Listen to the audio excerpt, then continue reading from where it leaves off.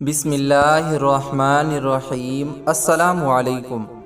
موسیٰ علیہ السلام کی بہن نے جواب دیا کہ وہ جو کہ بادشاہ کے خاندان کی خدمت کرنا چاہتے ہیں اور ان سے فائدے کی امید رکھتے ہیں، اس لیے اس کی خیر خواہی کریں گے اور شفقت کریں گے۔ یہ بات سن کر انہیں کچھ اطمینان ہوا اور موسیٰ علیہ السلام کی بہن کو بھیجا تو وہ اپنی والدہ کے پاس آئی اور اصل صورتحال سے آگاہ کیا۔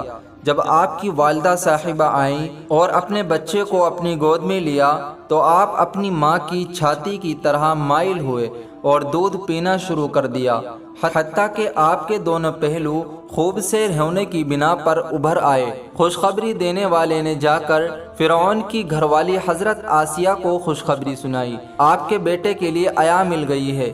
تو اس نے پیغام بھیجا تو دونوں ماں بیٹے اس کے پاس پہنچے۔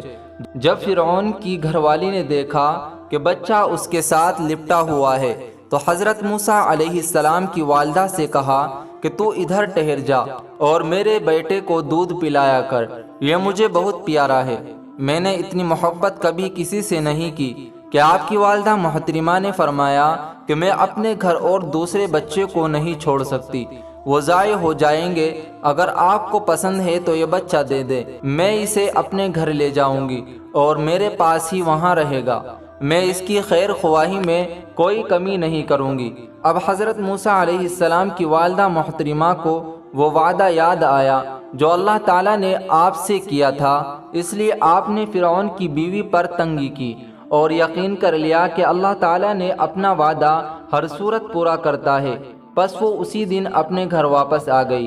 اللہ تعالیٰ نے حضرت موسیٰ علیہ السلام کی اچھی طرح اور بہترین انداز سے پرورش فرمائی اور اپنے وعدے کے مطابق ان کی حفاظت فرمائی، اور بنی اسرائیل بھی ان سے دوران ذلت و رسوائی اور ظلم و ستم سے محفوظ ہونے لگ گئے۔ جب بچہ کچھ بڑا ہوا تو فرعون کی بیوی نے کہا کہ مجھ سے میرے بیٹے کی ملاقات کراؤ، تو آپ کی والدہ نے ایک دن کا وعدہ کر لیا۔ اب فرعون کی بیوی نے اپنے خزانچی، کنزیزوں اور وکیلوں کو حکم دیا کہ تم سب لوگوں نے تحفے تحائف سے میرے بیٹے کی عزت و تکریم کرنی ہے اور اس کی نگرانی میں خود کروں گی، اور اپنے ساتھ ایک اور شخص کو اپنا نائب بناتی ہوں جو اس بات کی نگرانی کرے گا کہ کون کون میرے بیٹے کے لیے کیا کچھ لے آتا ہے۔ تو موسیٰ علیہ السلام کو اپنے گھر سے نکلنے سے لے کر فرعون کی بیوی کے محل میں داخل ہونے تک تحائف اور ہدیے ملتے رہے۔ جب آپ فرعون کی گھر والی پر داخل ہوئے تو اس نے بھی تحفے دیے، اعزاز و اکرام کیا اور بہت خوش ہوئی۔ پھر کہنے لگی کہ میں اس کو فرعون کے پاس لے جاؤں گی، وہ بھی اس تحائف سے نوازے گا اور اس کی عزت کرے گا۔ جب وہ بچہ اٹھا کر فرعون پر داخل ہوئی تو بچے کو فرعون کی گود میں بیٹھا دیا۔ موسیٰ علیہ السلام نے فرعون کی داڑھی پکڑ لی اور اسے کھینچنا اور زمین کے ساتھ جا ملایا۔ اللہ کے دشمن فرعون کے درباریوں نے کہا کہ کیا یہ دیکھ نہیں رہے جو اللہ نے اپنے نبی ابراہیم علیہ السلام سے وعدہ کیا ہے، کہا ہے کہ وہ تیرے مال و دولت کا وارث بنے گا اور تجھے شکست دے کر تجھ پر غالب آئے گا۔ تو فرعون نے یہ سن کر بچے کو قتل کرنے والوں کی طرف پیغام بھیجا کہ اس کو قتل کرو۔ پھر ابن عباس رضی اللہ عنہما نے فرمایا کہ اے ابن جبیر، یہ سخت ترین آزمائش میں سے ہے۔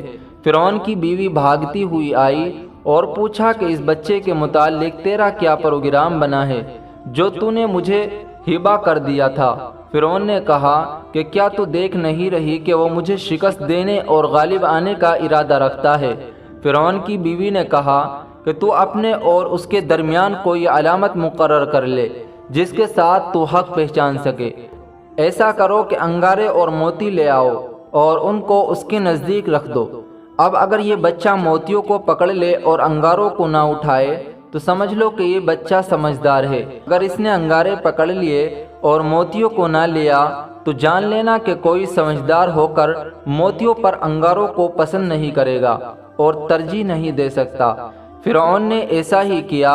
موسیٰ علیہ السلام کے سامنے 2 موتی اور 2 انگارے رکھ دیے تو موسیٰ علیہ السلام نے انگارے پکڑ لیے، تو فرعون نے اس سے فوراً انگارے الگ کر دیے کہ کہیں بچے کا ہاتھ نہ جل جائے۔ اب فرعون کی بیوی بولی اب تیری کیا رائے ہے؟ اسی طرح اللہ تعالیٰ نے موسیٰ علیہ السلام کو بچا لیا، اور اللہ تعالیٰ اپنے معاملے پر غالب آنے والا ہے اور اپنا فیصلہ نافذ کرنے والا ہے۔ اب جب موسیٰ علیہ السلام جوانی کو پہنچے تو فرعونیوں میں سے کوئی بھی بنی اسرائیل کے لوگوں کو اپنے ظلم و ستم سے دوچار نہیں کر سکتا تھا، یہاں تک کہ وہ پوری طرح اس سے رک گئے۔